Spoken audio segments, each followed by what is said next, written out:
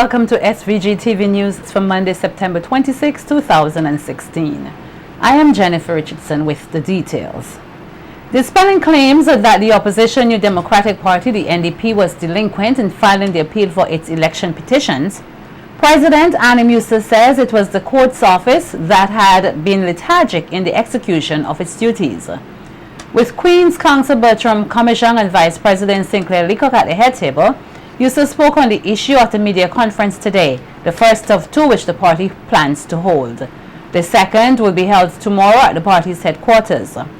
The opposition leader says that since the 2015 December 9th general elections, two petitions complaining of misconduct in the Central Leeward and North Windward constituencies were thrown out on June 23rd by Justice Brian Cottle, after concluding that the document giving security of cost had been improperly signed. He said that the NDP had appealed this judgment on August 3rd, but transcripts from the court were never received until September 8th. The time it took to thoroughly prepare the appeal, but it was filed on time. The NDP filed on time.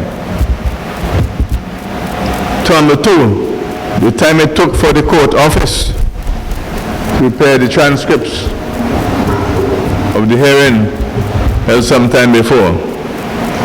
And finally, the time it took before our team received the transcripts after they were prepared. Our appeal was filed the 3rd of August, 2016. Yet the transcripts were not received by our lawyers until the 8th of December. That's approximately September. That's approximately 5 weeks later. The opposition leader outlined that while their petitions did not make the preliminary list of matters on the Court of Appeals list in SVG, the court is still operational in other Caribbean countries over the next 2 months. He said the Court of Appeal will be heard from the 10th to the 14th October in St. Kitts, in Antigua and Barbuda from the 24th to the 28th October, in the British Virgin Islands from the 7th to the 11th of November, and in Grenada from the 5th to the 9th December, and the Vincentian electorate will not be denied justice. I have heard comments by Dr. Gonsalves and Senior Counsel Astafan over the last few days. This suggests that even though the transcripts were received late, they admit they were received late. The record, which must include the transcripts, ought to have been prepared, and somehow the appeal would have been heard this week. That is not the case. I repeat, that is not the case. The transcripts were received on September the 8th, the very day that the court put out the preliminary list of matters to be heard by the court. They were received that very day, so how could we get it in? How could our lawyers get it in? So all this talk about delays by our lawyers and so on is a lot of nonsense, let me put it that way.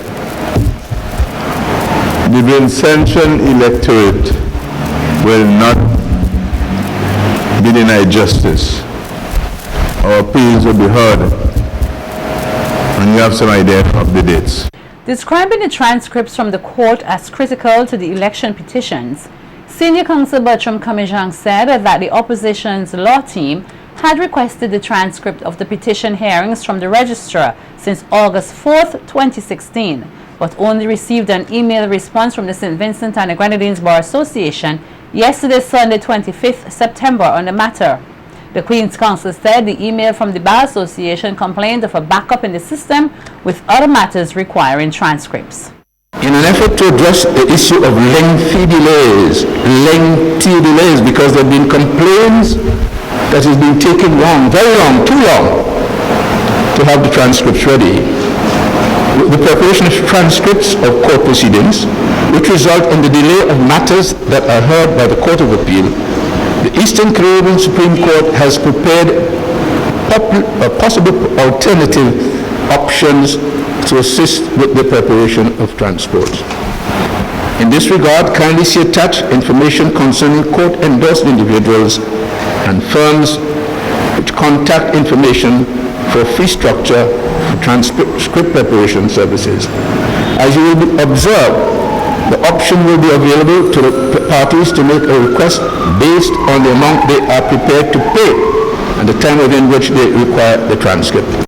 Despite his recanting that serial numbers are not printed on the ballots, Senior Counsel and Lead Lawyer for the Supervisor of Elections, Anthony Astafan, was heard via an audio clip played at the NDP media conference today, stating that ballots had counterfoils with corresponding numbers. User said such admittance, despite Astafan's renouncement in a previous interview, represented a perversion of justice. Under the Representation of the People Act, no ballot shall bear a number of any kind. The number is printed on the counterfoil only, which is removed before the ballot is placed in the ballot box. So how is this possible? Mr. Astafan, the lead lawyer of the Supervisor of Elections, has described in detail to this nation the complete perversion of the voting process. The president of the NDP also reiterated his call for the resignation of the Supervisor of Elections, Sylvia Finley Scrub, whose integrity, he said, was under question.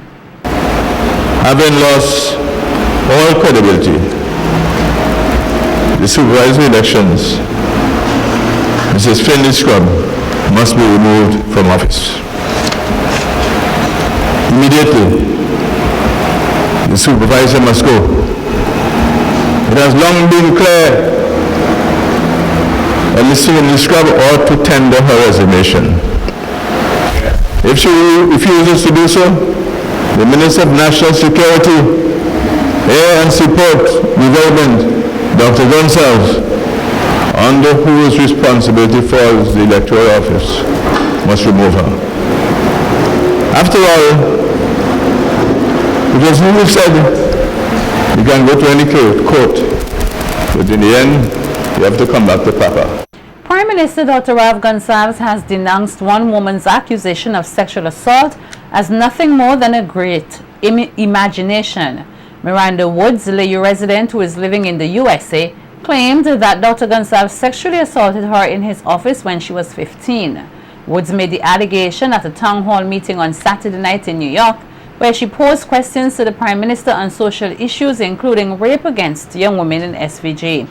PM Gonsalves responded to the woman, stating that she can make an allegation, however, it does not mean it is truthful. Meantime, Woods' credibility is now under scrutiny since her accusation, as pictures have surfaced showing herself and Dr. Gonsalves together, apparently in good spirits, at a similar town hall meeting in 2015. Senior Counsel Anthony Astafan has disclosed that he received a short note, an article of the accusations made by a female at the town hall meeting in New York.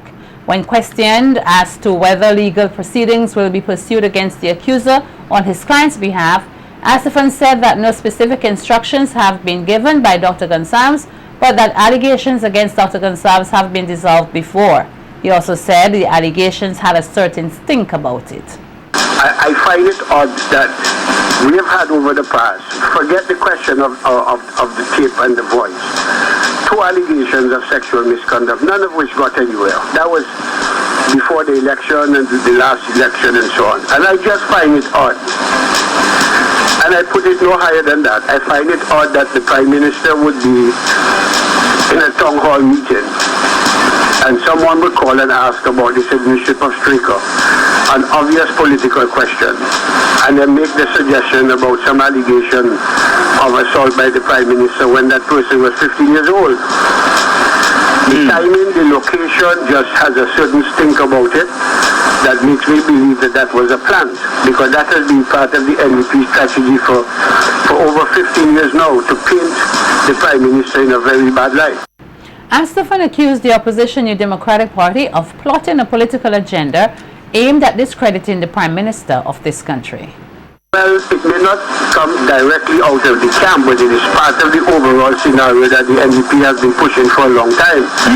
And as you know, with the last situation with the and audio. I mean, information has now become public that representatives of the NDP were instrumental in setting up this so-called sting operation. Yes. That led to the making of the thing. And on the last two previous occasions when these allegations were made of the similar type, it became part of the NDP bandwagon. So it's a convenient political allegation to be made because it fits the agenda and it fits the platform of the NDP. While not giving too much detail about the matter, opposition leader Annie Muster said that the accusation was disturbing. I am very concerned that for the third time an individual has come forward to express sentiments indicating that she was raped or sexually molested by our Prime Minister. That's a matter of grave concern, and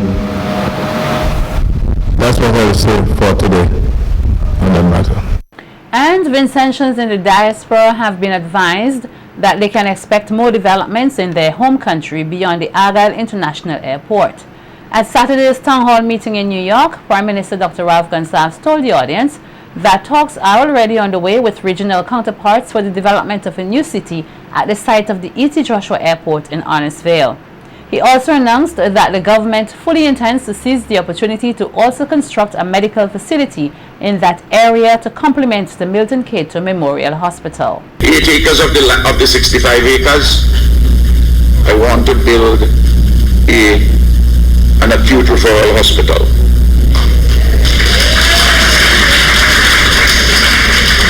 Not to replace the Milton Cato Memorial, and I'll come to health shortly.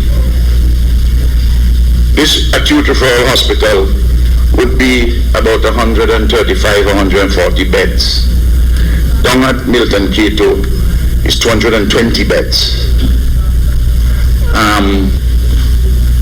There's a lot of work to be done for the city when we decommission, but I'm saying that is the proposal, and we are making the funding arrangements with the World Bank in respect of the acute referral hospital.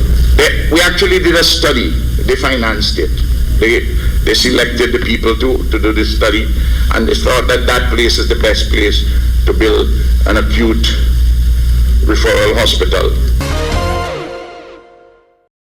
The Royal St. Vincent and the Grenadines Police Force is currently investigating the circumstances surrounding the death of Rudolph Rudy Williams, also known as NATO, whose body was discovered in the Bel-Air area on Saturday, September 24th, 2016.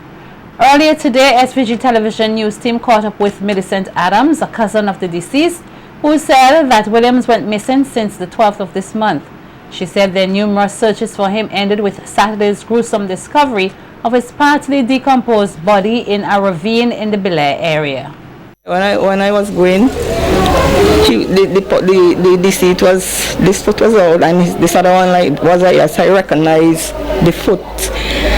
So but that looked like a body there. So I went a little closer, and there I saw that it was a body. He had on a short black pants, and he was like, so I ran back, and I started to shout out, and I called my brother, and I say, a body is there, but I am not certain if it's the person we are looking for. So my brother went and he said yes, it was him, and his face was already decaying, and so they called the police and stuff like that, and they came that day. Adams said Williams suffered from mental illness and expressed sadness over his death. I feel real terrible to know that he went like that, but at least we found his body, so we can have some closure and that we can get to bury him and so. So that is about it. What you think there. I feel really, really terrible about it. He had a nervous breakdown, and he was struggling with epilepsy and stuff like that. So I don't know. So this is about it, what actually happened. I can't say anything else, but I feel real terrible about the situation, how he went without anybody being there to assist him and so. Created to fully represent Nigerians in SVG, the Nigerian Association of SVG held its inaugural ceremony on Saturday, September 24th, 2016. The association presented its new executive at the event, which also featured addresses from government officials. Nikita Tony has more in this report. Provide effective representation to its members while promoting cultural exchange within the society, the Nigerian Association of St. Vincent and the Grenadines, NASVG, held its inaugural ceremony last Saturday, September 24, 2016, at the Russell's Auditorium. Thanking the government and people of SVG for their outstanding cooperation and understanding, NASVG President Fulu Ayanliki noted that despite the recent challenges such as lack of funds and crime against members, they remain committed to bettering not only themselves but also the Vincentian society. To give back to our hosts, St. Vincent and Grenadines, through educating the youth on sexual health, personal hygiene, mentoring, and also through health fairs. We have built to the good people of St. Vincent and Grenadines to come out and help us. He who keeps to himself will die for himself. I want to live a life of purpose. I want to give back to the community. I want to have an impact on this island. All we need is your support. Highlighting the historical and cultural linkage between Nigerians and Vincentians, Minister of Education Sinclair Jimmy Prince pledged the continued support of both the government and his ministry. We hope that St. Vincent and the Grenadines has been good to you so far, and that you'll continue to be a very important and significant part of our social landscape and of course of the education scene here in St. Vincent and the Grenadines. I've been told by some of the organizers that the organization which you're forming would like to go out into the communities and help people with their health, because you're medical students, most of you. We thank you for that and encourage it. Share your experiences and your culture with us, because you are at the forefront of this revolution in thinking. In his remarks, Acting Commissioner of Police Ronald Hathaway pointed out the RSVG police force efforts in ensuring the safety of the students. He also noted that while the police and landlords are responsible to safeguarding the students as well must be aware and prepared. They must pay special attention to you within your homes while you are here. From time to time you will see the police coming around. They are not coming around for anything otherwise than to ensure that everything from your standpoint is in good order. We want to wish you all the best in your studies, and that as far as Nigeria is concerned, that you may encourage other Nigerians to visit our shows. Nikita Tony reporting for SVG-TV News. Shakira Jack, a past student of the Gome Methodist Primary School, is the recipient of a scholarship organized by the family of Francis Edgerton and Francis Elaine Williams. The scholarship will run for 5 years and is expected to cover Shakira's food, transport, and uniform expenses. Speaking at a handing over ceremony today of $1,400, representative of the Williams family, Michelle Samuel, stated that the scholarship program is the brainchild of twins Francis Edgerton and Frances Elaine Williams to commemorate their 100th birthday in 2015. The children of these twins saw it fit to honor their memory by presenting a scholarship to a worthy student of the Gome Methodist School. So we approached the school, approached the headmaster to assist us in making a choice, and Shakira Jack was chosen as the recipient of this first scholarship. Now, as I said, the scholarship is being awarded in memory of Francis Frank Williams and his twin sister Frances Elaine Cupid. But our family is a large one, and I know that we have cousins, that is offspring of our parents' siblings, who are also interested in supporting such a cause, and so it is most likely that this would be an annual scholarship funded by the offspring of Danley and Mabel Williams. Principal of the Gome Methodist School, Oswald Robinson, explained that Shakira, who is now a Form 1 student at St. Joseph's Convent, Mariaqua, was successful in the recent CPEA examinations and had not only an excellent record of discipline, but had demonstrated the ideals and values of the Gome Methodist School. Robinson also expressed his gratitude to the families involved in the scholarship program, which he said would go a long way in helping recipients achieve their academic goals. We also want to thank the Cupid's family for this very noteworthy experience. I say it's an experience because you're going to fund a student her secondary education, which is going to take her over 5 years.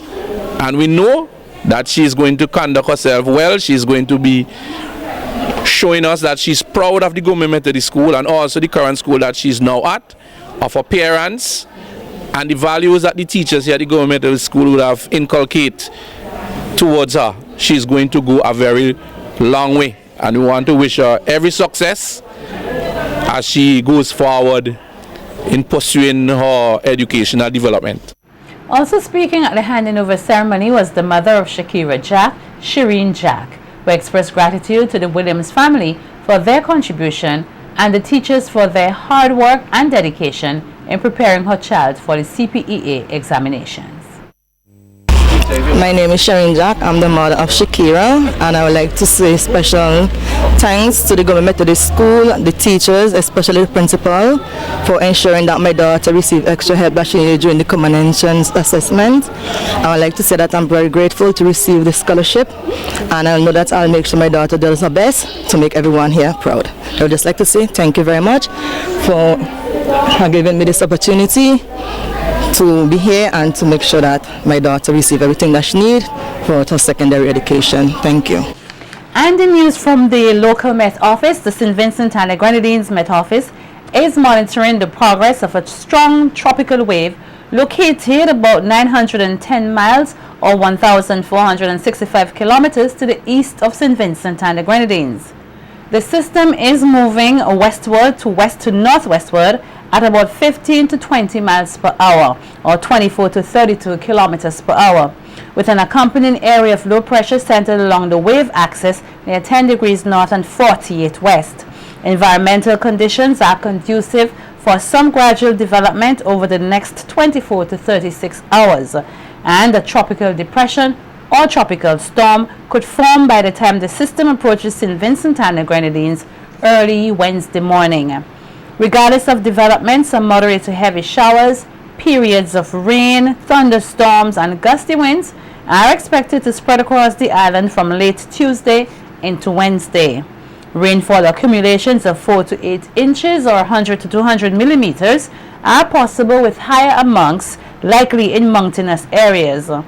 In addition, sea swells of 4 to 5 meters or 12 to 15 feet and gusts to storm force of greater than 39 miles per hour are also likely.